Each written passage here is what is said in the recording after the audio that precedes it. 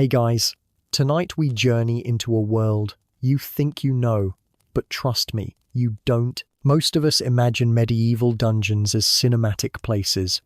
Flickering torches on damp stone walls, a few moaning chains, maybe a skeletal prisoner in the corner for atmosphere.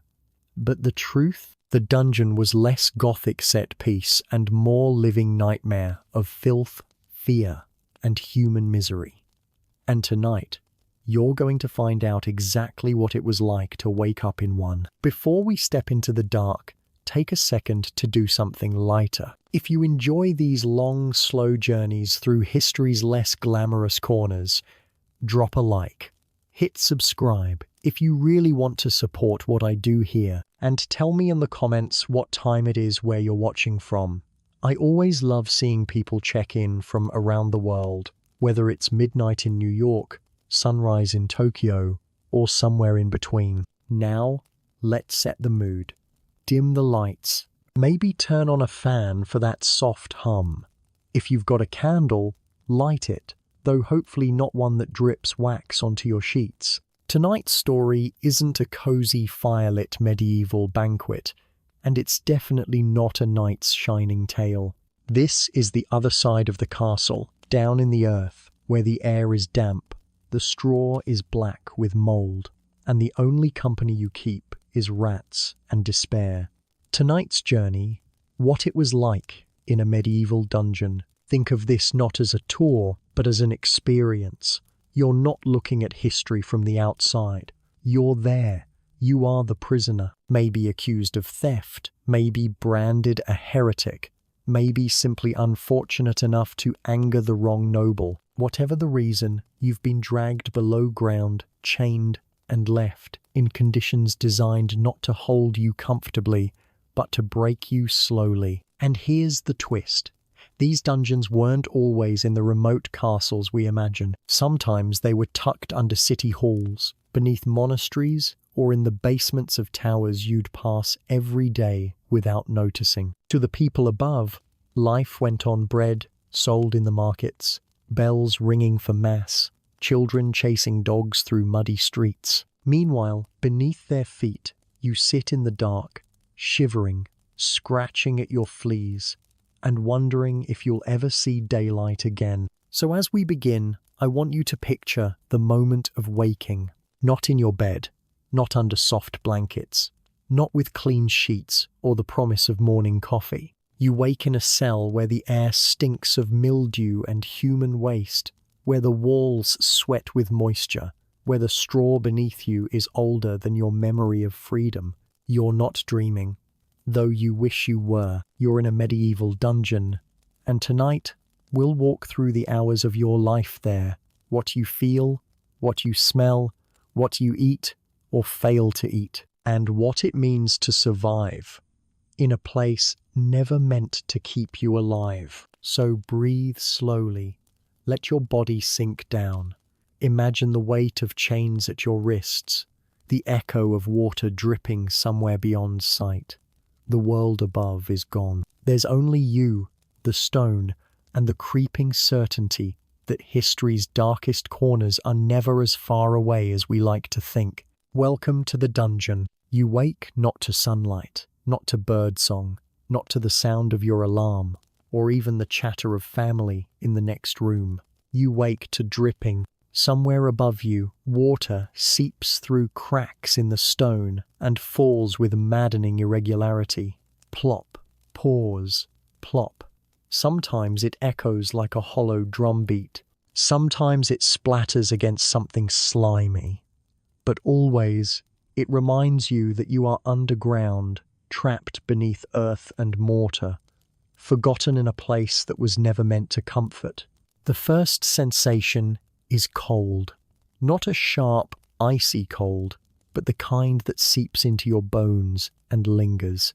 The kind that makes your joints ache, even though you've done nothing but sleep. The damp straw under you does little to help.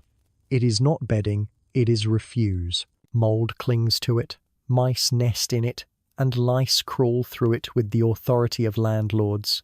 You shift slightly, and the straw rustles, releasing a musty odor that mingles with the stench of rot and waste. You could swear it's older than you are. Your body is sore, not just from the straw, but from the position you slept in, or rather, collapsed in.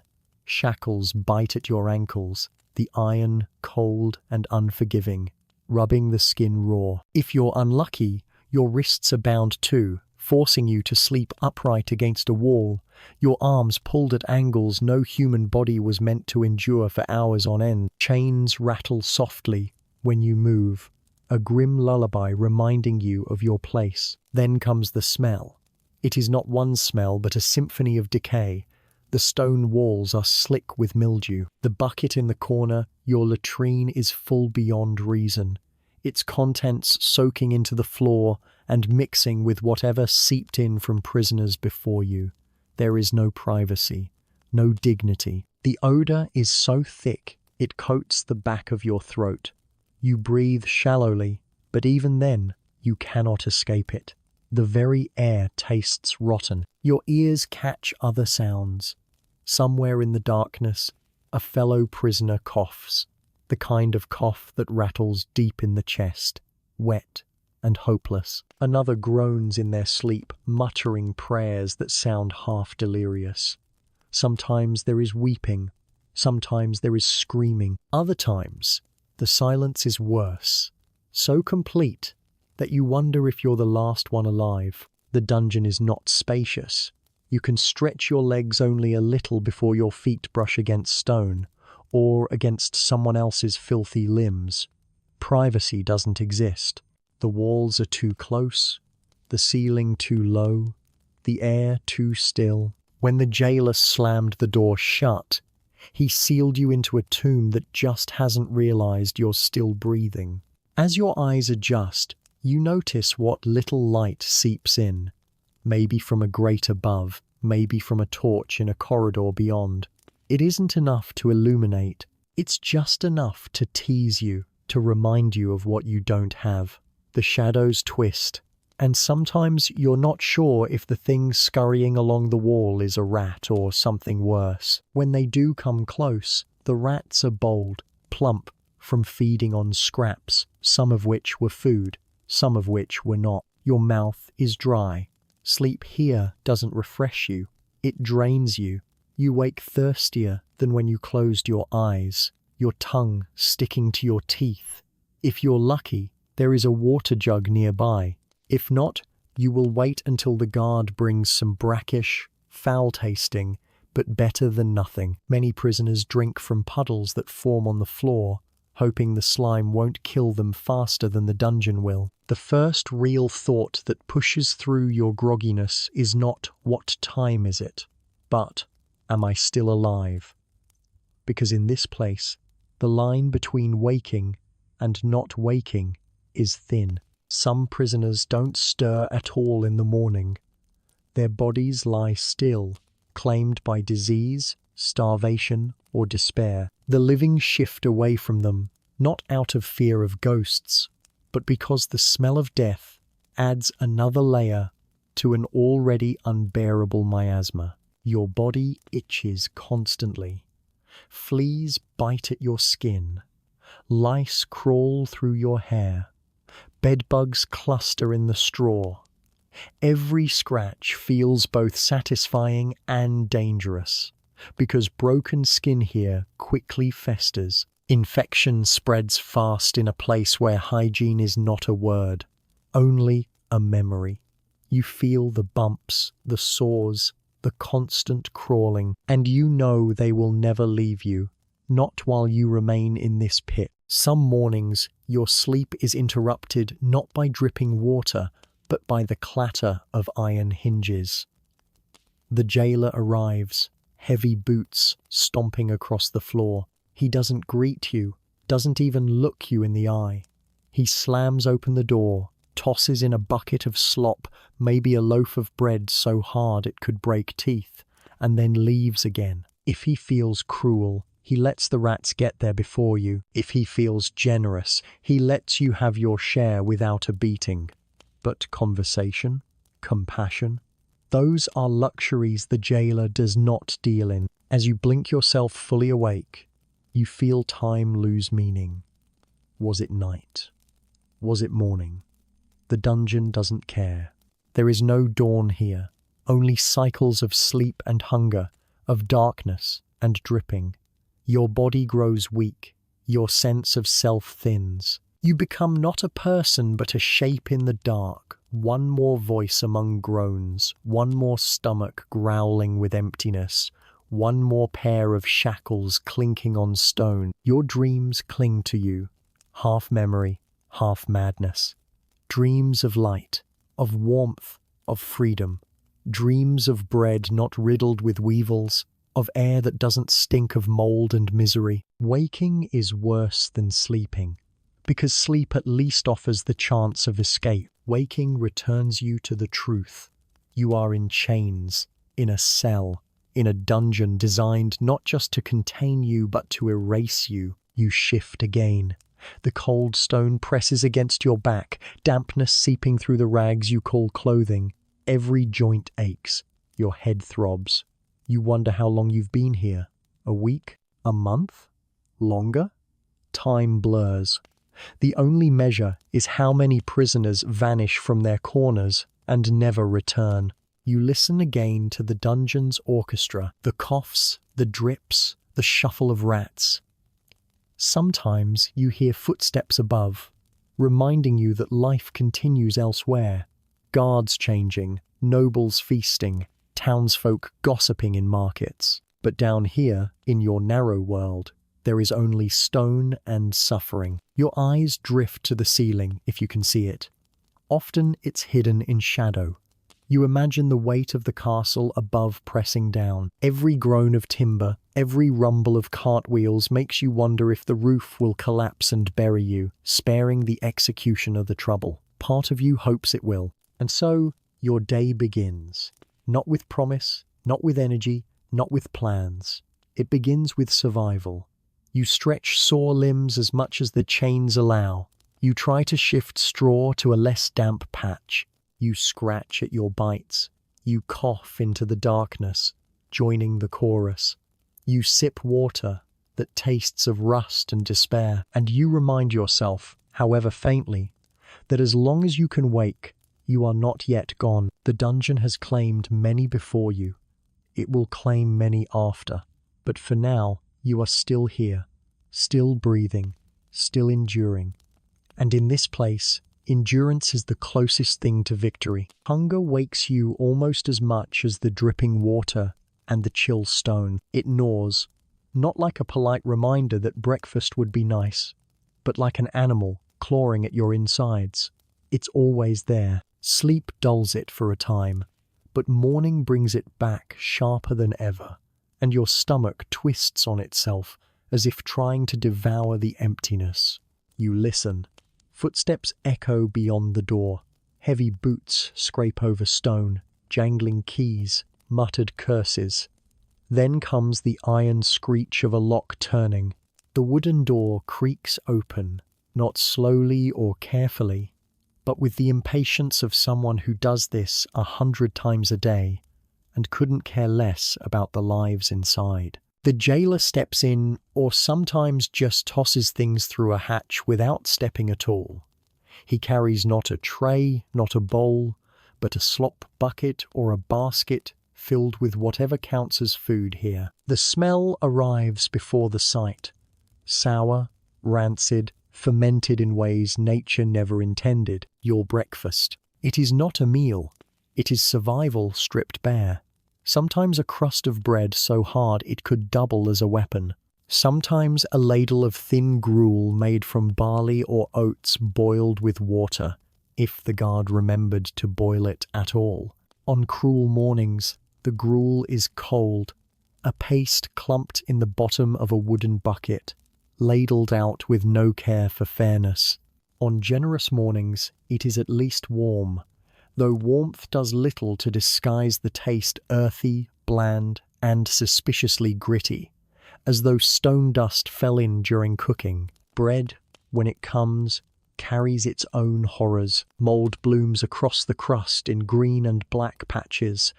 The inside writhes with weevils, little white larvae that crunch when you bite down. You pick them out if you can, though hunger often forces you to swallow without question. A worm is protein, you remind yourself, though you try not to think too long on it. The smell of sour yeast clings to your hands, and crumbs vanish into the straw, where rats finish what you cannot stomach. The water, too, is a gamble, sometimes brought in a jug, sometimes ladled from the same trough that cleans the guard's boots. It tastes of iron, of mildew, of whatever rusted barrel it sat in. You sip anyway, because thirst here kills faster than starvation. Each swallow is an act of willpower, each gulp a bargain with your stomach. If it doesn't come back up, you've won the morning. You eat hunched over, chain rattling as you raise food to your mouth. There are no spoons, no bowls, no cups, just hands, cracked and filthy, serving as your utensils. The grime under your fingernails mixes with every bite. If you hesitate, the rats won't. They scurry close, their whiskers twitching, their eyes gleaming in the gloom. They fight for scraps as fiercely as the prisoners do, and more than once you've seen a man lose to them, retreating while rodents devoured what little there was. The hunger doesn't end with food. The portions are never enough. Breakfast is only a gesture, a reminder that they mean to keep you alive, but barely. Your belly growls even after the last mouthful. You lick your fingers for crumbs, for a taste of salt or fat that never comes. The thought of a full stomach becomes a memory, fading like sunlight you haven't seen in months. And then there is hygiene, or rather, the complete absence of it. You glance at the corner, the bucket, your toilet, your shame, your cellmate if you share the space. It is rarely emptied on time. Sometimes it overflows, spilling onto the floor, soaking into straw that was already black with filth. The smell is inescapable, an acid sting that burns your nostrils and coats your throat. When the jailer finally drags it away, he does so with a sneer, as though your stench is your fault. The bucket returns, never clean, always tainted. There is no soap, no cloth, no water for washing. Your hands are perpetually sticky, greasy from food, stained with dirt, blood, or worse. You wipe them on your tunic, but the fabric is as foul as your skin. Weeks of sweat have turned it stiff. Fleas hop freely from sleeve to straw. Your fingernails grow long, cracked, filled with grime. You scratch constantly, tearing open bites and sores. They fester. Infection sets in, red and swollen. The smell of rot clings to your skin, and you can feel your body becoming its own enemy. Bathing is a fantasy. At best, guards might douse prisoners with cold water to clean them, though the true purpose is humiliation or punishment. The shock of icy liquid against your skin leaves you gasping, shivering, your rags clinging wetly. It does not cleanse, it only adds another misery. The dirt clings on, baked into your pores. Lice laugh at water. Vermin thrive regardless. Your teeth ache constantly. There is no brushing, no rinsing, no way to keep decay at bay. The bread you chew grinds like sandpaper against enamel, the grit from stone-milled flour cutting tiny grooves into your teeth. Cavities rot unchecked. Gums swell and bleed. Breath sours to a stench that matches the dungeon air, and sometimes the pain is so fierce it wakes you in the night. You dream of herbs, of salt, of even the roughest twig to scrape away filth, but wake to nothing but your tongue probing holes where teeth once were. Hair is another prison, matted, crawling with lice, greasy with months of unwashed sweat. It clumps against your scalp, sticks to your skin, tangles so tight it feels like rope. Beards grow wild, scratching at your neck. The smell of your own body follows you everywhere, a mixture of sour sweat, rotting gums, and the dungeon's eternal mildew. You no longer distinguish between your stink and the cells. You have become part of the dungeon. You think of modern comforts, though you don't have the words for them. A warm shower, soap lather, the bristle of a toothbrush. Here, they are unimaginable luxuries. Here, the closest thing to cleanliness is tearing lice from your hair with your nails and crushing them between fingers. Even then, you know they will return. They always do. The guards don't care. If anything, your filth is the point. A clean prisoner might feel human, might think himself worth saving. A filthy one knows he is broken. Hygiene is not withheld by accident. It is part of the punishment, part of the slow grinding away of your dignity. As you finish your grim breakfast and lick the last crumbs from your dirty hands, you look down at yourself.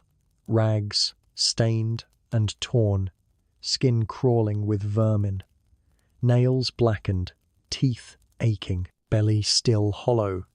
And you realize that survival here is not just about enduring hunger.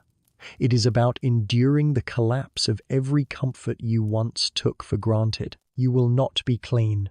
You will not be full. You will not be refreshed. Each morning begins with rot, and each day continues in its shadow. And yet you persist, because what else can you do? The dungeon strips you of everything but breath. And breath, however foul, is all that keeps you from joining the silent ones slumped in the corners. When you look down at yourself, if the gloom allows it, you see not a prisoner clothed, but a body draped in rags that barely qualify as fabric. Your tunic, once linen or wool, is now little more than a crusted rag sack. Stains layer upon stains, sweat, grime, blood from your wrists where shackles bite, and a mildew that grows as steadily as moss on stone. The fibers are stiff with filth, so hardened they scratch against your skin like sandpaper whenever you shift. There is no changing of garments. What you were wearing when you entered is what you will wear until you leave, whether by release or by death. If you arrived, stripped, some jailers preferred that humiliation. You might be tossed a rough scrap of cloth, something to barely wrap around your body. It offers no warmth, no dignity, only the cruel joke of pretending you still have clothing. Shoes, if you had them, are long gone. Leather rots quickly in the damp. Bare feet rest against the cold stone or against the straw that is never fresh. Toes crack, nails darken, skin splits open. Rats nibble when you sleep, bold enough to take what they can. The cold bites too, nipping at exposed flesh. You curl into yourself to protect what warmth you can, but rags are no barrier. They cling wetly after the jailer's bucket of water or after leaks drip through cracks in the roof. The air is always damp. It soaks into cloth until the rags feel permanently wet, clinging to your body like another layer of mold. Wool itches relentlessly, raising welts where it rubs. Linen, once soft, becomes brittle, shredding into strips. You tear pieces to wrap sores or bind wounds, but the cloth itself is as dirty as the wound it covers. Infection spreads regardless, and this, somehow, is what counts as shelter. The cell itself is nothing more than a box of stone, grey, sweating stone, mortared with centuries of damp.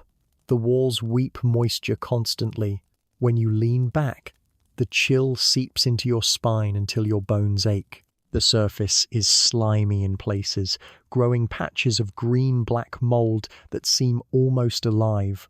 Touch it too long and it clings to your fingers, leaving a foul, earthy stink you cannot shake.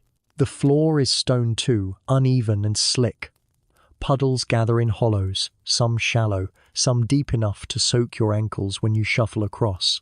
When the jailer is careless or cruel, wastewater from the castle above trickles down, carrying with it foulness you'd rather not identify. You press straw into the wet patches, but straw rots quickly, leaving behind a matted sludge that breeds more vermin. The ceiling is low, oppressive. You cannot stand fully in some corners. You stoop constantly, your back hunching, your body reshaping itself to fit the dungeon's cage. Chains rattle when you attempt to stretch.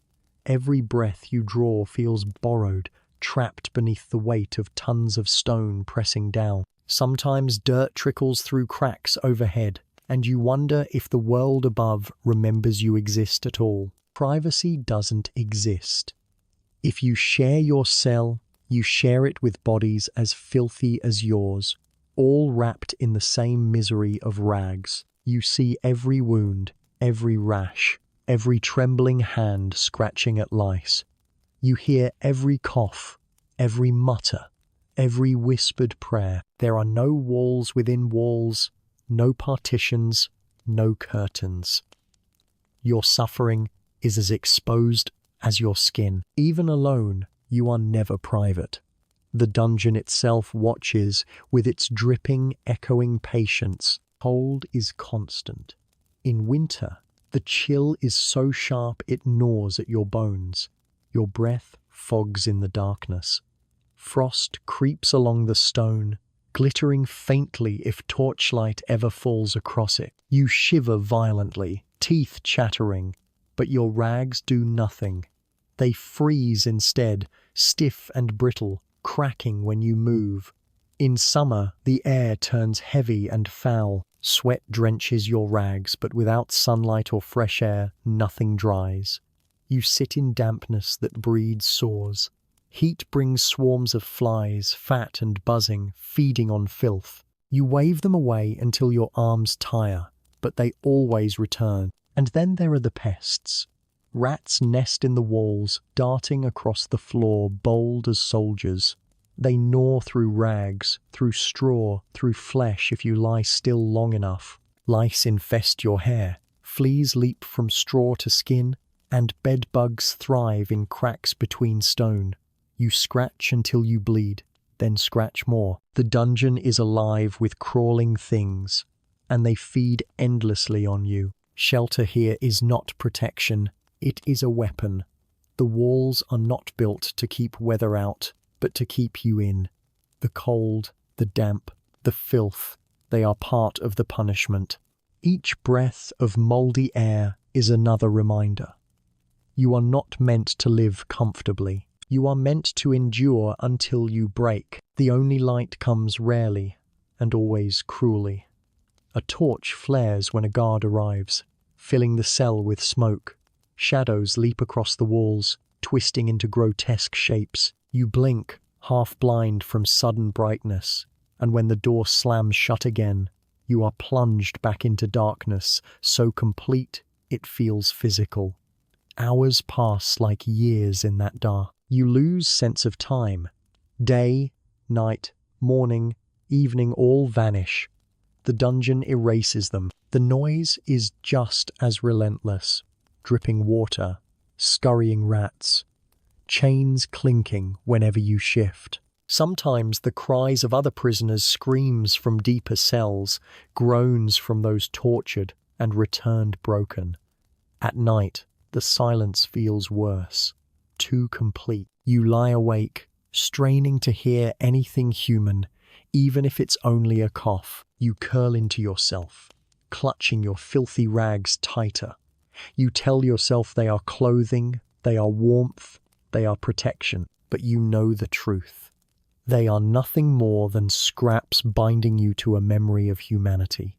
The dungeon has taken your shelter, replaced it with stone and filth, and given you clothing that mocks the very word. Still, you endure. You learn to tuck straw against your ribs for insulation. You learn which patches of the wall are driest, which corners catch the least draft. You learn to huddle close to others when the cold grows unbearable, even when their stench makes you gag. Survival teaches you to cling to whatever scraps of shelter exist, however miserable they are. The dungeon is not just a place you live, it is a place that devours. It eats your clothes, it eats your warmth, it eats your sense of safety. And yet somehow, every morning you wake to find you are still clothed in rags, still sheltered by stone, still alive beneath the weight of the dungeon's indifference. That here is the closest thing to a blessing. You might think prison means sitting in a cell, waiting, rotting, doing nothing but surviving the dark. And sometimes it does. But dungeons weren't just places of confinement. They were tools, and prisoners were resources to be wrung dry before they expired. Labor was part of the punishment, grinding, endless, and designed not to reform but to exhaust. Your day begins not with choice but with command. Iron hinges shriek open. A guard barks in the rough dialect of the region. Shackles clink as chains are fastened to wrists, ankles, or even necks. The lucky ones march out. The unlucky are dragged. The dungeon doesn't ask whether you're ready. It simply demands. Work is humiliation as much as effort. You are not given tools of comfort, only crude iron implements, shovels with splintered handles, picks dull from years of use, buckets with holes that spill more than they carry. Rope chafes your shoulders until skin split. Chains weigh you down, jangling with every movement, turning even the simplest task into torment. Stone hauling is common. You are marched into a courtyard or quarry, chained to others, and forced to carry blocks of rock from one pile to another. The purpose may be construction repairs on walls, fortifications, roads, or it may be no purpose at all, simply busy work meant to break your body and spirit. Guards sneer as you stumble, striking with cudgels if you slow. Your back aches, your shoulders throb, your hands blister.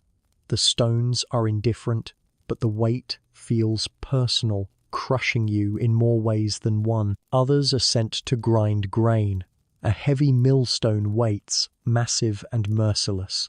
You and another prisoner push the wooden beam in circles for hours, turning kernels into coarse flour. The dust fills your lungs, choking you. Sweat drips into your eyes, burning, but you cannot stop. The stone must turn, and if it doesn't, the lash falls. Grain dust clings to your skin until you feel coated, less like a person and more like part of the machinery. Water hauling is another task. Barrels must be filled from streams or wells and carried back to kitchens, barracks, or workshops. The water sloshes, soaking your rags, chilling you to the bone. The weight is punishing. Every step feels like walking with a yoke of stones pressing down. Your arms tremble, your knees buckle. If you spill, you repeat the trick. If you refuse, the whip reminds you. Then there is cleaning, the cruelest irony of all. You, filthy and unwashed, forced to scrub the floors of the castle above. With rags already blackened with grime, with buckets of icy water, you kneel on bruised knees and scrape dried mud, blood, and worse from stone floors. Guards laugh at the absurdity. They spit near you, kick buckets aside, delighting in turning even labor into mockery. Sometimes labor is public. Shackled gangs of prisoners are paraded through the town, made to sweep streets, dig ditches, or clear refuse. Townsfolk watch with a mixture of pity, fear, and disdain. Children throw stones. Merchants sneer. You feel every eye like a blade, cutting deeper than the whip. You are not only punished, you are displayed as a warning. Inside the dungeon itself, survival work takes subtler forms. Straw must be shifted to cover damp patches. Buckets must be emptied, though often it means carrying your own filth outside under guard. Prisoners are made to stoke fires, turn spits in kitchens, sharpen tools for the very soldiers who guard them. Every act is a reminder. You serve even in bondage, and your service has no reward. For those accused of serious crimes, rebellion, treason, heresy, labor could take darker forms. Chains fastened to a treadmill where you walk endlessly to turn a wheel, not for exercise, not for health, but to pump water, grind grain, or power machines of war. Hours blur into days. Your legs burn, your feet swell, your back cramps. If you stumble, the wheel keeps turning, grinding you into its rhythm. The overseers are relentless. They are not trainers or supervisors. They are tormentors. Their whips crack not just across your back, but across your soul. They beat for slowness, for mistakes, for looking up at the wrong time. Their laughter echoes louder than their commands. To them, you are not human. You are a body, a beast of burden that cries out more pitifully than an ox. And yet, even in labor, survival instincts surface. Prisoners learn to work together. A nod here, a glance there, small acts of silent communication. When one stumbles, another steadies. When one grows faint, others take a little more of the load, knowing tomorrow the roles may reverse. Solidarity blooms in misery, fragile but real. It is the only thing that makes the day bearable. But labor isn't only physical. Survival itself is its own exhausting work. You spend hours swatting at vermin, shifting straw to avoid damp, rationing food so hunger doesn't hollow you too quickly. You scrape mold from your rags, pick lice from your scalp, patch wounds with scraps of cloth. Every act drains you, but without them, you weaken faster. Survival in the dungeon is labor, and it never ends. Then there is the mental work, enduring despair. You tell yourself stories in your head to pass the hours, memories of sunlight, of laughter, of meals that filled the belly instead of turning it. You whisper prayers, even if you doubt they are heard. You count chains, cracks, drips, anything to measure time. You fight the creeping thought that nothing matters, that you are already half buried. It takes effort, immense effort, to hold onto sanity, when every detail of your environment is designed to strip it away. By evening, if evening exists, you return to your cell broken. Muscles ache, skin bleeds, spirit cracks. You slump against the wall, straw clinging to your sweat, chains digging into sores. You curl into yourself, too exhausted to speak, too weak to eat the scraps tossed your way. Sleep is not rest, but collapse, and tomorrow will demand the same. Some prisoners don't endure. Their bodies fail first, the whip too sharp, the wheel too heavy, the stone too large. They collapse, coughing, retching, or silent altogether. Guards drag them away, sometimes to be healed, more often to rot in another corner. Their place in the line is filled immediately. Labor never stops. There is always more to grind out of those who remain. You learn quickly that dungeon labor has no end goal. It is not meant to build or repair. It is meant to break. Work is punishment, not progress. You are not here to contribute. You are here to crumble. And every bucket lifted, every stone hauled, every lash endured brings you closer to the breaking point. And yet, somehow, you persist. You move when commanded. You carry when ordered. You endure lash, hunger, and humiliation. Because survival demands it. Because breath, however ragged, is still breath. And because deep down, you tell yourself that one day the labor will stop, whether through freedom or through death. Until then, you keep moving.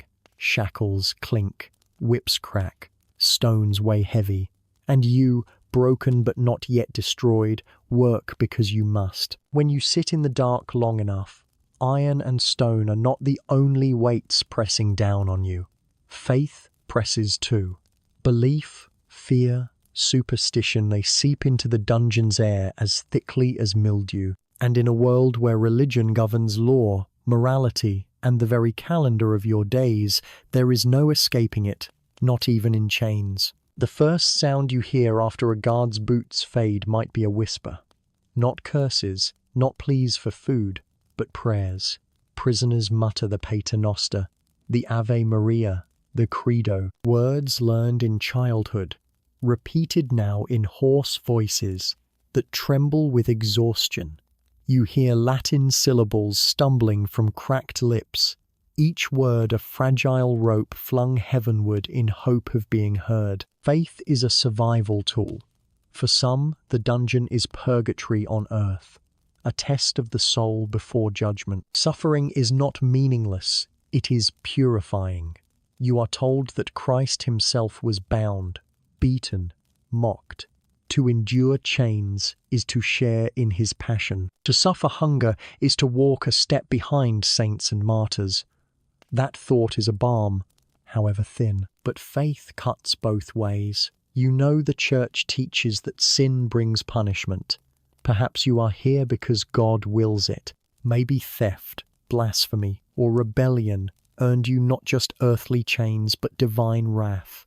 The guards remind you, confess your sins, beg forgiveness, or the devil himself will drag your soul when you die in this pit. Their words echo in your mind as the rats scurry at your feet. Superstition thrives in the dark too. You hear stories whispered from prisoner to prisoner, half comfort, half curse. Some swear the souls of the dead linger here, trapped like you are, unable to ascend. Their sighs echo in dripping water. Their cold fingers brush your cheek when you sleep. Every unexplained sound chains rattling without cause, a groan with no source feeds the belief that you are not alone, even when all around you lie silent. Others believe in signs. A candle sputtering before a confession means innocence.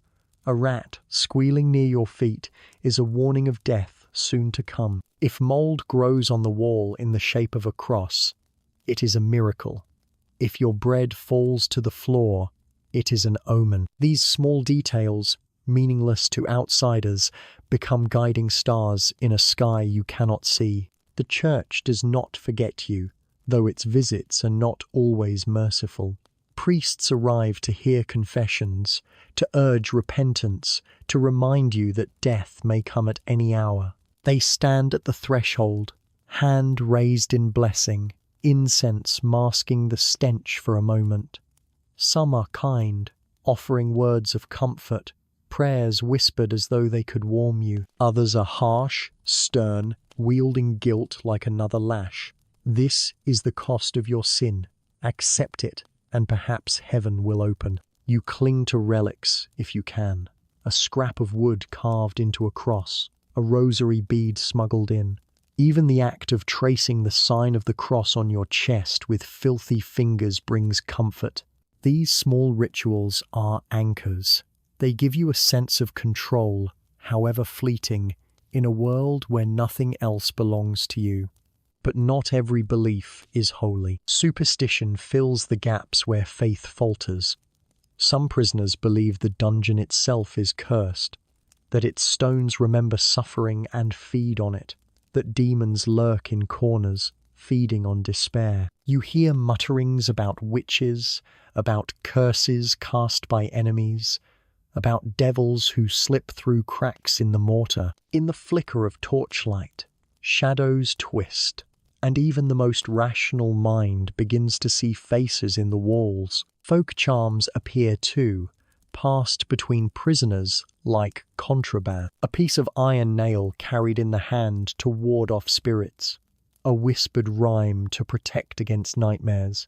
A rag tied in knots, each knot holding a wish or a plea for mercy. These charms are fragile, often useless.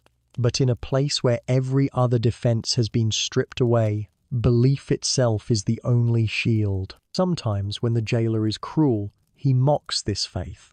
He laughs at prayers, scatters relics, kicks charms into the muck. His power is not only physical but spiritual, reminding you that he decides if the priest comes, if communion is offered, if last rites are read when your body weakens. Your eternal fate feels chained to his whims, as much as your body island. And yet, faith refuses to die.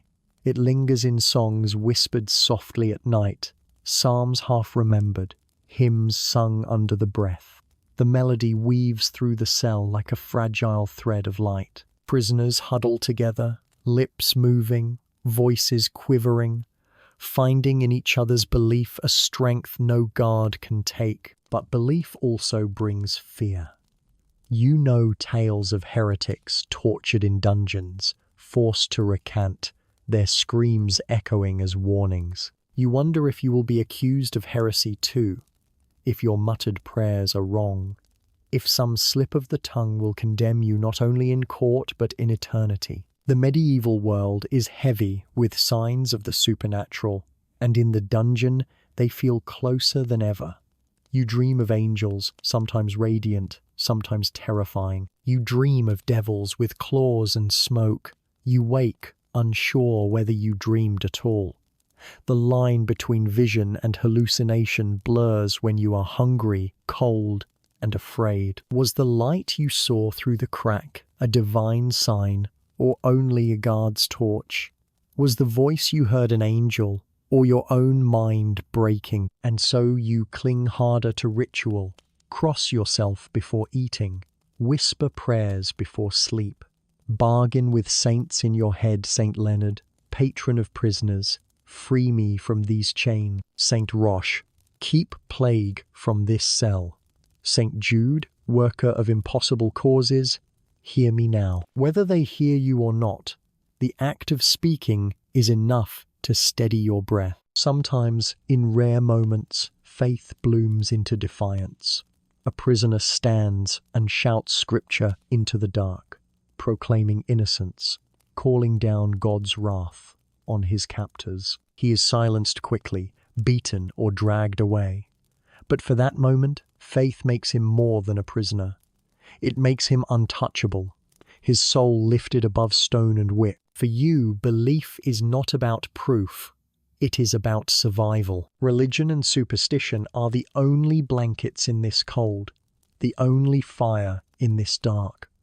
Whether you believe the saints watch over you or demons stalk you, either way you are not alone. And in a dungeon, that thought, true or not, is sometimes all that keeps you breathing. You don't count the hours in a dungeon by clocks or bells. You count them by meals. Not because you're ever satisfied, but because those meager offerings are the only events that break the monotony of endless dark. When the jailer's boots echo down the corridor again, you know it's feeding time. The air grows tense. Prisoners shuffle. Chains clink. Eyes glimmer in the dim light. Hope is small here, but hope still clings to the thought of food. Dinner, or what passes for it, is much like breakfast, only slightly thicker, slightly saltier, and often colder. Gruel ladled from a communal bucket, slopped into wooden bowls if you're fortunate, into dirty hands if you're not. Sometimes the gruel is more water than meal, cloudy liquid with bits of barley floating like flotsam. Other times it's a lump of mushy peas, grey with age, already sprouting a tang of fermentation. You swallow anyway, because hunger doesn't argue with taste. Meat is rare, and when it comes, it's hardly a blessing. A scrap of salted pork, so tough it bends teeth. A fish so old its smell outpaces the jailer. Worms wriggle in the flesh. You pinch them out and eat what remains. Once in a while, if executions have taken place, rumors spread that stew contains more than animal. You don't ask, and you don't refuse. Survival leaves no room for horror. Bread appears again, but it is no feast. Dense, hard, often damp. You bite carefully to avoid cracking a tooth on grit or stone ground into the flour. Weevils squirm in the crust, but you stop noticing after a while. Hunger makes every mouthful necessary, no matter the texture. You eat with a speed that surprises you, fighting against rats, against fellow prisoners, against time. Food vanishes in seconds, leaving you licking your fingers, searching straw for crumbs. Drink comes in the same vessels used for slop buckets carried on shoulders, sloshing across the stone. Water is brown, stagnant, heavy with rust. On better days, there is thin ale, brewed weak to avoid sickness. It tastes sour, but it soothes the throat and fills the belly better than foul water. Children in villages drink it daily. In here, it feels like luxury. Some prisoners gulp greedily, others savor each drop as though it were holy wine. Meals are not only sustenance, they are also encounters. Prisoners cluster as much as chains allow, squatting shoulder to shoulder, sharing warmth as much as food. You listen to muttered conversations, stories of life outside, whispers of families left behind, tales of crimes admitted or denied. The dungeon becomes a kind of tavern, stripped of joy, but still a place where voices weave together. Entertainment, such as it exists, is carved from desperation. A man tells a tale half memory, half invention of feasts in noble halls, of venison glazed with honey, of tables groaning under fruit and cheese. His voice grows rich, and for a few minutes everyone eats through imagination. You can almost taste it, almost see the candles, almost forget the rats chewing at your feet. Others find humor in misery. A prisoner mocks the jailer's limp, imitating his gruff bark until others stifle laughter behind filthy hands. Someone mutters a rhyme about lice and saints, crude but funny enough to spark brief chuckles. Laughter here is strange half joy, half madness, but it breaks the silence like a blessing. Music appears too, in crude forms. Chains rattled against stone become rhythm. A voice hums a hymn, joined by another, until the dungeon resonates with a chorus thin but defiant. Songs of faith, songs of rebellion, songs remembered from harvest fields or taverns above. The melodies are shaky, off-key, but in the dungeon they sound like life itself refusing to be silenced. Games emerge, born of boredom. Pebbles arranged in lines, moved like chess pieces. Dice carved from bone, passed hand to hand until guards confiscate them. Even guessing games how many drips before the next splash, how many footsteps before the guard returns, become ways to carve meaning into the void. But entertainment often turns darker. Some prisoners find sport in cruelty, mocking the weak, stealing food, hoarding scraps to lord over others. Fights break out over crumbs, over a place near the wall, over rumors of release. Chains rattle as men grapple, teeth sink, fists strike. Guards intervene with clubs or laughter, depending on their mood. The dungeon itself becomes theatre, with violence as its main performance. Still, there are rare moments of tenderness. A prisoner shares half his bread with one too sick to move. Another hums lullabies for those moaning in pain. A pair of strangers huddle together for warmth, their breath misting in the dark, their closeness more human than the dungeon deserves. These small acts are the true entertainment here, not distraction, but defiant. Proof that even in chains, people can choose to comfort one another. Rumors swirl too, and they are their own form of entertainment. Someone claims a prisoner bribed his way free. Another swears he heard that the king will pardon all debtors before Easter. Another whispers that the dungeon is collapsing, that the walls will fall, that freedom is only a day away. None of it is true, but the stories spread like fire. Hope, however false, is its own intoxicant. And then there are the superstitions tied to meals. Some refuse to eat the last bite, fearing it carries death. Others insist on whispering a prayer before swallowing, no matter how foul the food. If a rat steals your portion, some say it is a sign your time is almost up. If mold grows in the shape of a cross, others say it's divine mercy. In a place where control is stripped away, these rituals become as vital as bread itself. After the meal, silence falls again. The guards retreat, buckets empty, bowls collected. The darkness grows heavier. Bellies still rumble, never satisfied. But for a short while, the dungeon feels alive. Stories, laughter, songs, all flicker like candle flames, fragile but bright, against the suffocating dark. And when the noise fades, you lie back on the damp straw and realize these scraps of food and scraps of fellowship are all you have. They are the closest thing to entertainment in a place built to erase joy. You cling to them because without them, the dungeon would swallow not just your body but your mind. The dungeon isn't just a prison. It is a slow disease in stone form. Every breath you take feels like it carries sickness. Every cough echoes with the reminder that your body is failing. You don't wonder if you'll get sick here. You wonder when. The air is heavy, thick with moisture, mold, and filth. You cough constantly, hacking up phlegm that clings to your throat like slime. Around you, others cough too.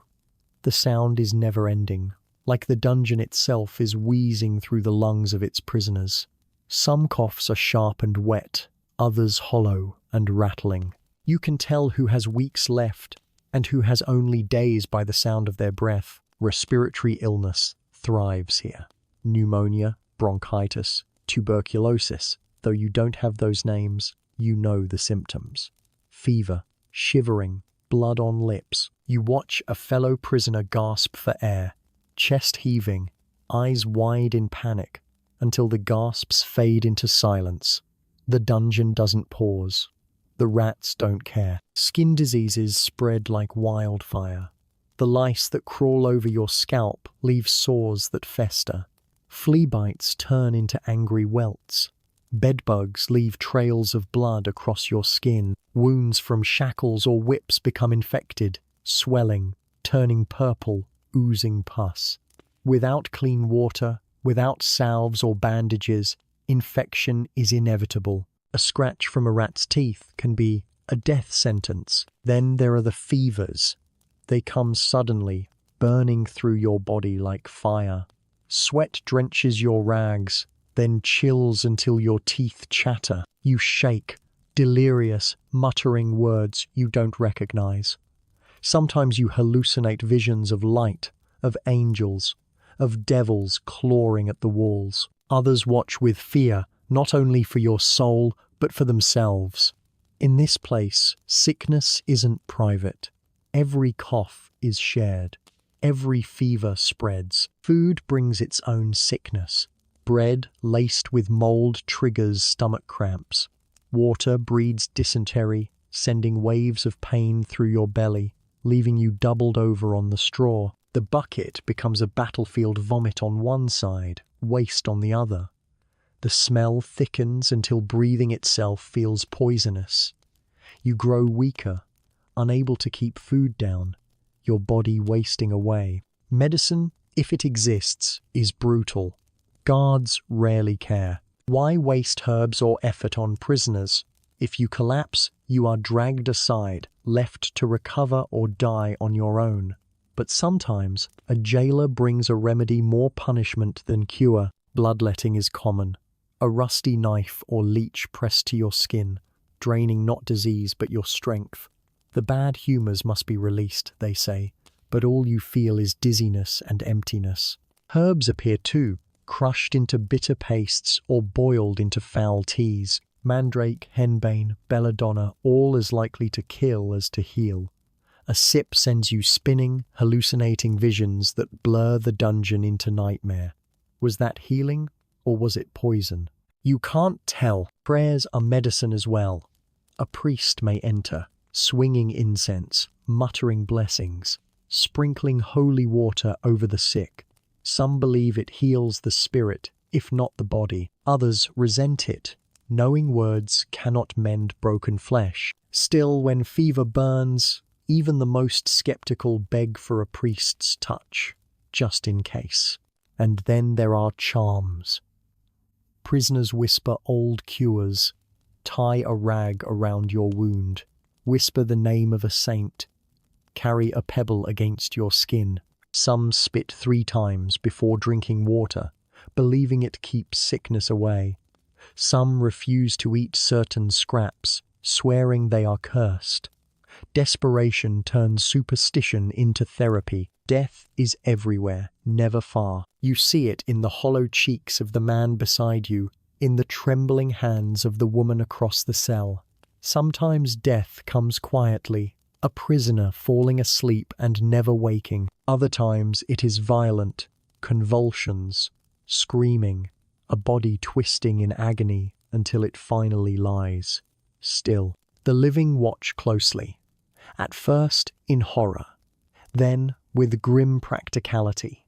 A dead man means one less mouth to feed, one less rival for scraps of bread, but also one more stench in a place already thick with rot.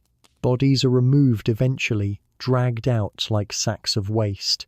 Sometimes, though, they remain for days. You wake to see the same lifeless eyes staring beside you, the body stiffening, rats beginning their work. Fear of death here is constant, but it is complicated. Some pray for it, begging to be released from misery. Others fight desperately against it, clinging to every cough, every heartbeat. You hear men bargain with saints aloud, promising pilgrimages they know they'll never take. You hear others curse God, demanding answers. You hear silence too, the quiet of those who no longer believe in anything. You fear not just death, but how it will come. Will it be fever? Hunger? A rat bite gone bad? Will the jailer decide you are no longer worth keeping alive?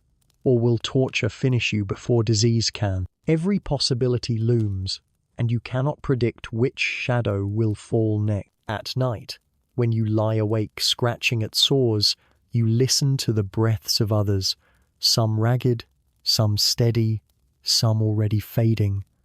You wonder which sound will stop by morning. You wonder if yours will. Sleep becomes frightening, not a rest, but a gamble. You close your eyes, unsure if they will open again. Even when you cling to life, the dungeon whispers that death is closer than you think. You see it in the blackened wound on your wrist. You feel it in the hollow ache of your stomach. You smell it in the sour breath of the man dying beside you. The dungeon teaches you to live with death as a neighbor, closer than family, more faithful than any friend. And still, you endure, because fear of death is not stronger than the instinct to cling to life. You sip foul water. You chew wormy bread. You whisper prayers to saints you never cared about before. You scratch lice, clean wounds with spit, and tell yourself you are not finished yet. But in truth, you know, in this place, everyone is finished, eventually. Some in weeks, some in months. Few live to see freedom, and even those who leave carry the dungeon with them. Scars, coughs, nightmares that never fade. The dungeon is not just a cell. It is a sickness, a healer, and a grave, all in one. And every breath you take inside it is both survival and surrender. When most people imagine a dungeon, they picture rough men in chains, thieves, rebels, traitors, or soldiers captured in war. But the truth is more complicated. Women ended up in these pits, 2 wives, widows, servants, and daughters. Some accused of crimes, some guilty only of being related to the wrong man, some imprisoned for debts they could never repay, and sometimes children were dragged in as well, caught in the same net of punishment, their cries echoing against stone walls meant for no child's ears. For women, the dungeon was a double sentence. The same damp, filth, and hunger afflicted them, but so did the constant fear of violation. Guards held power over every corner of life here. Food, water, leniency, all could be withheld or granted in exchange for silence, for submission. A woman chained in rags was not just a prisoner but prey. Rumors whispered of cells where women were kept separate, not for their protection but for the guards' convenience. The threat hung heavy even when nothing happened, and the knowledge that your body was not your own made the chains dig deeper. Pregnancy did not spare a woman. Sometimes it caused her imprisonment, an accusation of fornication, adultery, or carrying the child of someone forbidden. Sometimes women gave birth in the dungeon itself, their cries mingling with the groans of the sick. Straw stained with blood became their bed. No midwife came. Other prisoners huddled close, offering what help they could, though their hands were as filthy as the floor. Infants were born into darkness, into air already thick with death. Many did not live long. Those that did grew weak, starving alongside their mothers. And yet, even in misery, women found ways to endure. They comforted others, whispered prayers, sang lullabies in voices cracked with thirst. Some shared food scraps, tore strips from their rags to bind wounds, or shielded the youngest with their bodies. Their presence reshaped the dungeon's silence. Where men might curse or groan, women often murmured soft reassurances, a reminder of family in a place designed to destroy it. Children, when they appeared, carried an even sharper cruelty. Some were born here, others thrown in with parents to ensure debts were remembered. They whimpered in the dark, calling for mothers who had no milk to give. Their hunger was constant, their tears unending, and their thin voices pierced deeper than any whip. Other prisoners sometimes offered crumbs of bread, saved morsels, anything to quiet them. But the dungeon is no place for children. The rats were bolder around them. The sickness struck faster. Few survived. For families, the dungeon was a knife that cut through bond. Husbands and wives separated, sometimes kept in neighboring cells, able only to hear each other's cries. Parents torn from children above, left to wonder who would care for them, or whether they would be cared for at all. Letters rarely reached, visits rarer still. The family that remained outside carried the weight of shame. To have a father, brother, or daughter in the dungeon was a stain that spread. Neighbors whispered, employers turned away, priests offered colder blessings. The punishment stretched far beyond stone walls. Still, family clung to memory. Prisoners whispered names into the dark, repeating them like prayers. Fathers spoke of sons they would never see grow. Mothers rocked empty arms, as though holding infants still alive in their minds. Lovers recited vows again and again, hoping the walls might carry them to the one they longed for. Memory was the only family life allowed here, fragile but fierce. Some dungeons permitted family visits, short, harshly monitored, filled with desperation. A wife might bring a basket of bread, a jug of wine, a blanket. The guards took their share first, often most of it. What remained was pressed into the prisoner's hands like treasure. The sight of a familiar face through the bars could lift the soul, but it also broke it anew when the door slammed shut. Children clutched fathers' fingers through iron grates, crying when pulled away. Each farewell felt final, and often it was. Women outside the dungeon carried their own burdens. If a husband or father was imprisoned for debt, the family still owed. A wife might sell belongings, beg neighbors, even labor in fields or streets to pay off sums she never borrowed. Some succeeded, buying freedom. Many did not. Poverty tightened around them like chains of its own, and the stigma of being family of a prisoner followed them everywhere. Inside, family bonds sometimes formed among strangers. Prisoners became brothers, sisters, parents to one another. An older man offered advice to a youth who trembled with fear. A woman whispered comfort to a boy chained too young to understand why. In the absence of blood family, the dungeon created new kinships, born not of love but of shared survival. They were fragile, but in such darkness, even a hand held briefly could feel like salvation. But family life here was not only tenderness, it was also a weapon.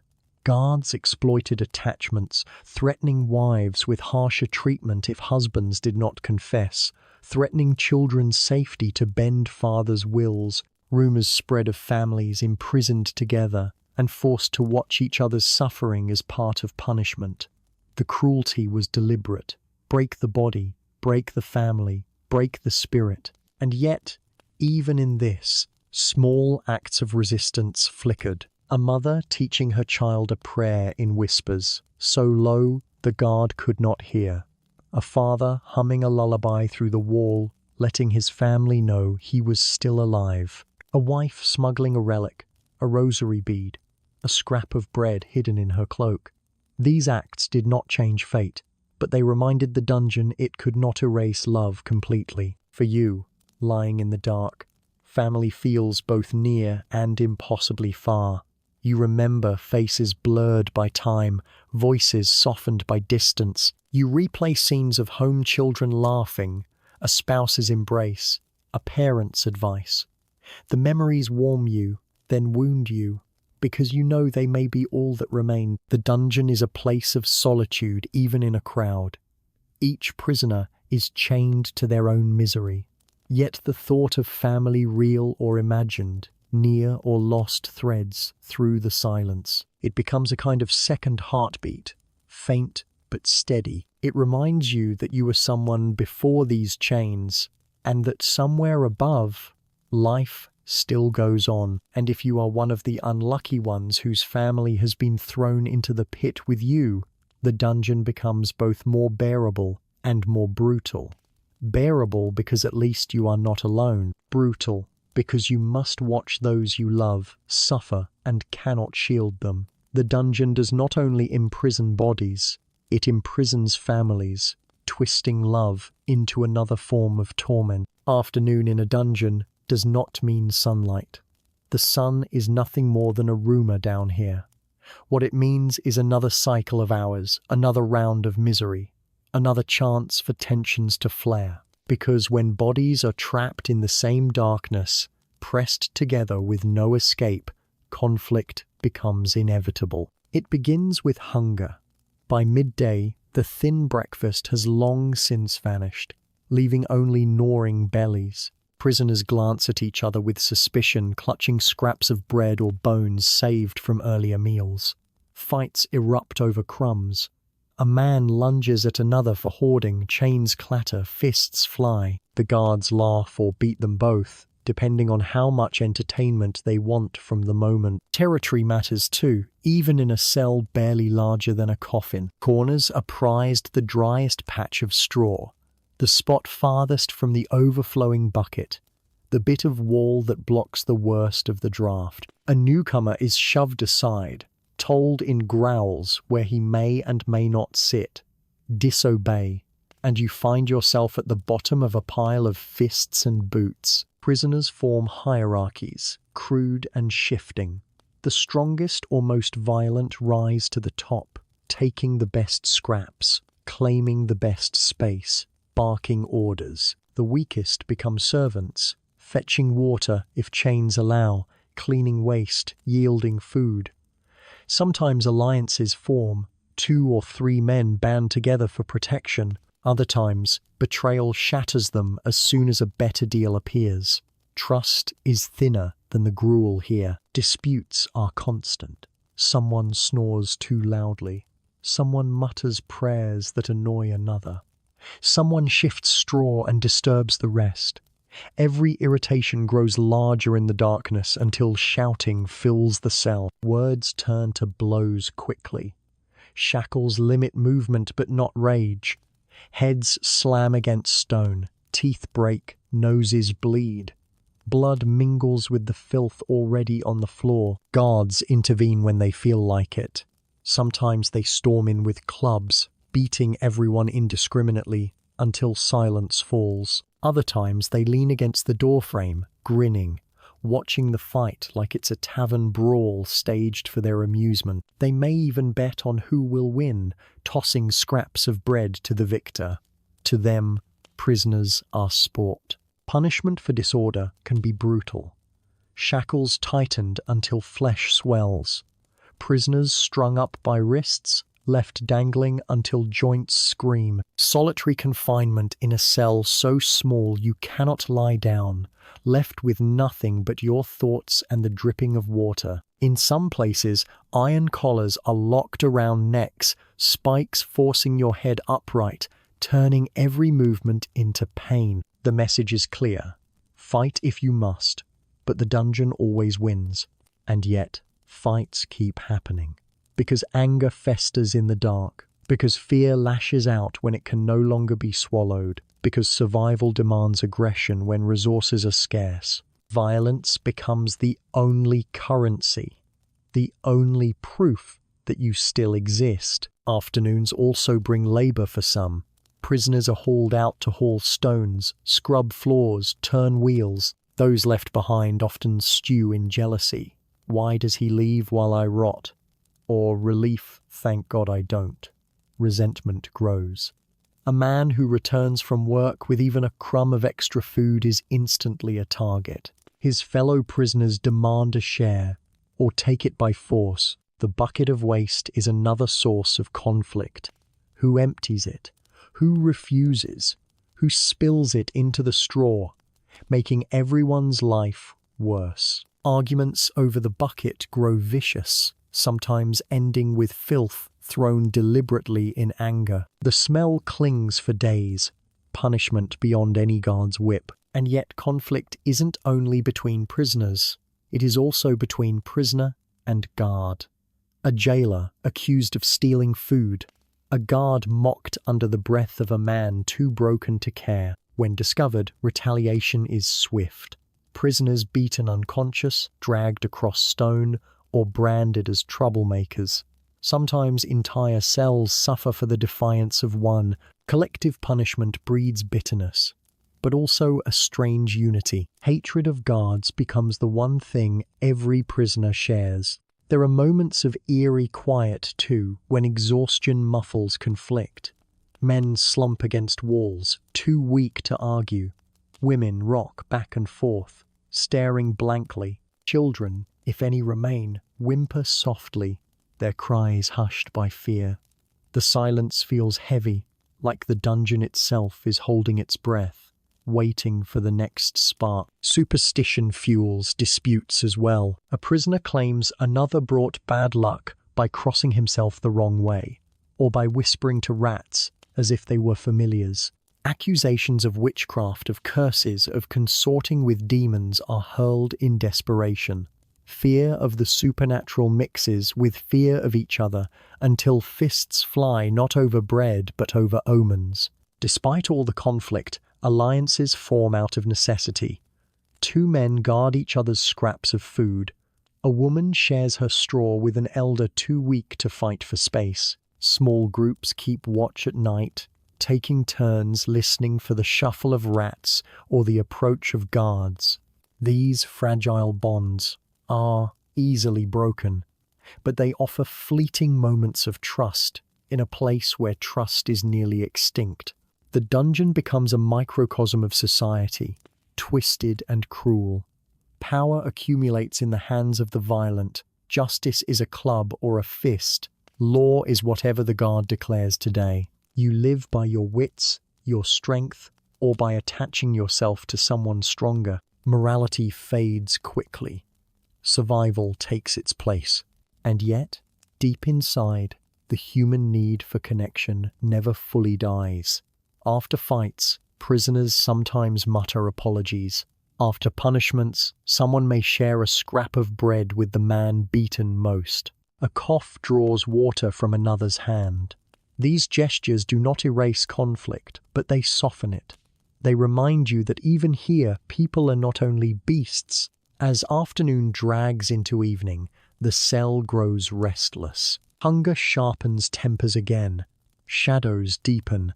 Chains rattle as men pace as much as their bonds allow, muttering curses, plotting escape that will never come. Tension crackles in the stale air, ready to spark at the smallest provocation. And so the dungeon survives its afternoons the same way it survives every hour, in a cycle of quarrels, punishments, and uneasy truces. Each conflict chips away at the prisoners. Each punishment cements the guard's power, and each fragile reconciliation proves that even in chains, people will still reach for each other, even if it's only after the blows have landed. Night in a dungeon is not like night above. There is no sunset, no twilight, no gentle dimming of the sky. There is only a deepening of the dark you already live in. The air grows heavier, the silence sharper, and the fear thicker. Daytime misery you can endure. Nighttime misery seeps into your very bones. The first sign of night is absence. The guards retreat. Their boots no longer echo in the corridors. The clang of iron doors slamming shut signals finality. You know you are locked in until morning, sealed with no chance of reprieve. Whatever happens in the hours ahead, you face it trapped in stone. The darkness is absolute. Any faint light from cracks or torches vanishes when doors are shut. Your eyes strain, but see nothing. You stretch your hand in front of your face and find only void. Shapes form in the blackness, phantoms of memory, tricks of exhaustion. You blink, hoping they'll fade, but they do not. The dungeon at night becomes a theater of shadows, performed entirely in your imagination. The sounds sharpen. Every drip of water is louder, every rat scratch against stone magnified. Chains clink in restless movements, prisoners shifting on damp straw. Someone coughs, someone groans. Then silence again, heavy as earth. You hold your breath to listen, half fearing, half craving another sound. Silence here feels dangerous, as though the dungeon itself is waiting to strike. Sleep does not come easily. Hunger gnaws, bites itch, sores burn. The straw beneath you is damp and crawling. You curl into yourself, shivering even when sweat slicks your back. The cold seeps up from the floor, down from the walls, through the rags you clutch tighter. Your body aches for rest, but your mind will not surrender. It whispers, "What if you don't wake? What if rats chew at you in your sleep? What if the fever takes you before dawn?" Fear of death is thickest at night. In daylight, you can watch the sick fade. At night, you only hear them. A man wheezing beside you, slower and slower, until the sound stops altogether. You lie still, listening, holding your own breath to count if his has truly ended. When you realize it has, dread coils in your stomach. You are one step closer to being the silent one. Sometimes you wake to the stink of fresh death, a body cooling in the corner, stiffening in the straw.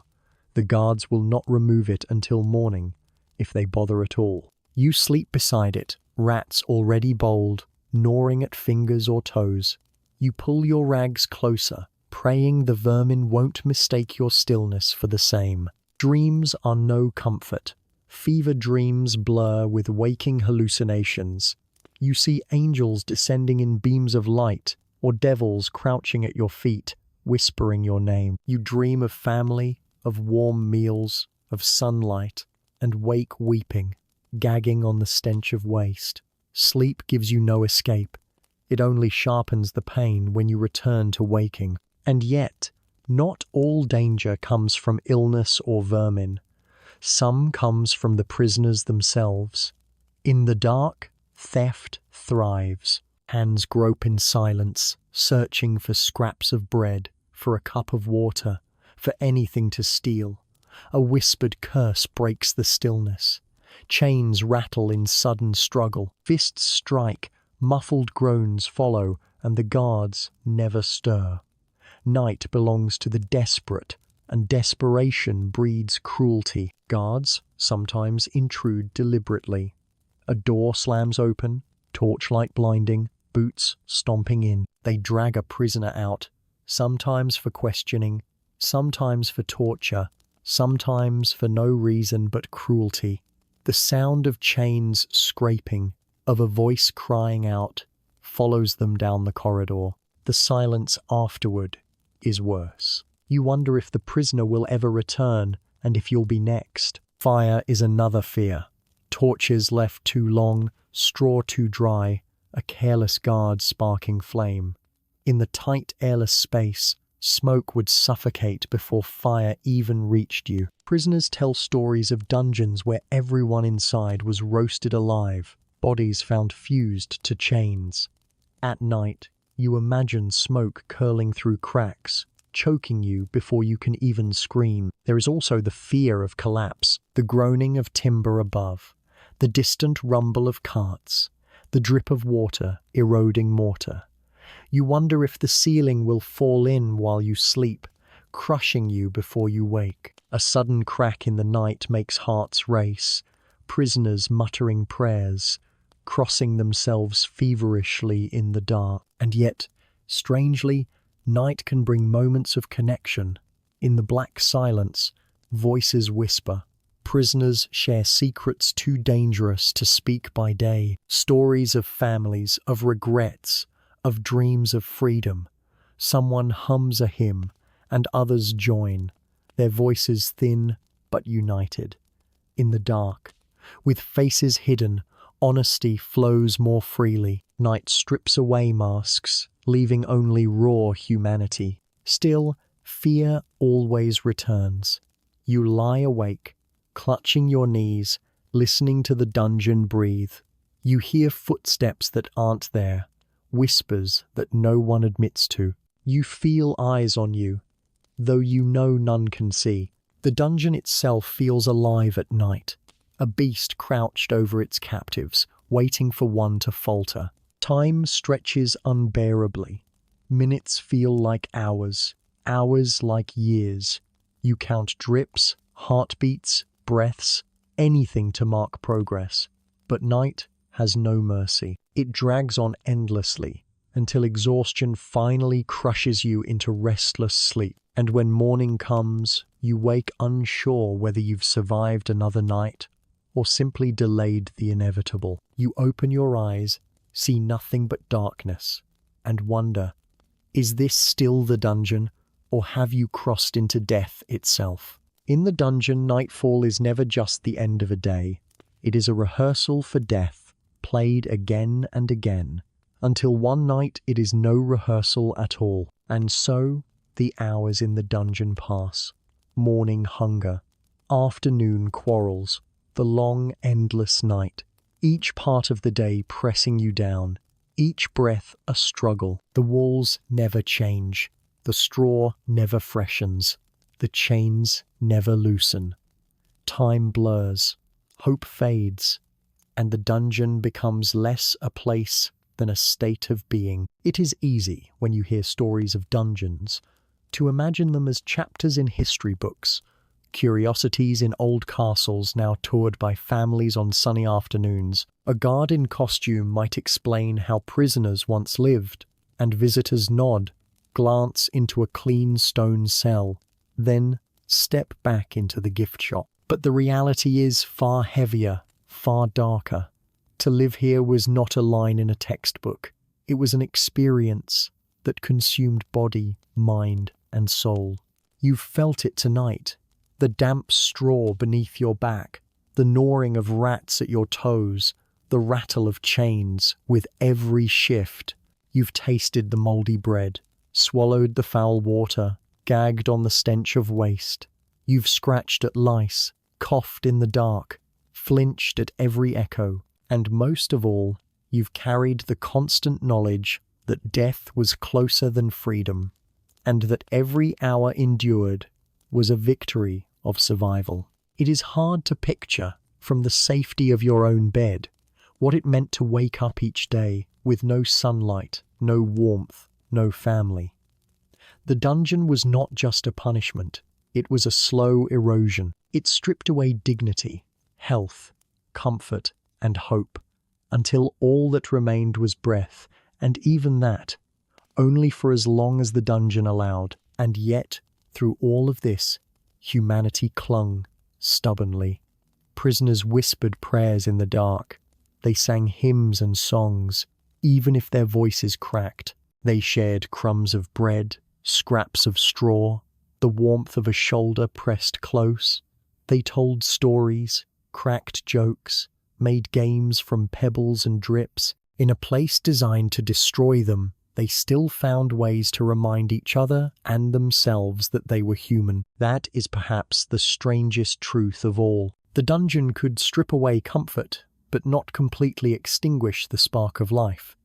Even in chains, people held to faith, to superstition, to memory, to one another. Survival was not only physical, it was also spiritual.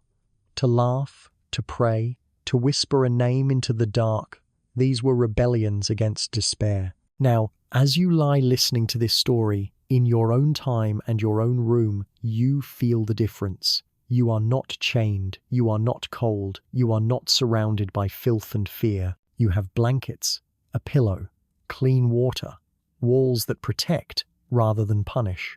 The world may not be perfect, but compared to the dungeon, it is a paradise. Let that thought be your comfort. The next time you sip clear water, remember how precious it island. The next time you eat fresh bread, think of how rare it would have been in the dark. The next time you stretch out on a clean bed, be grateful for space, for warmth, for safety.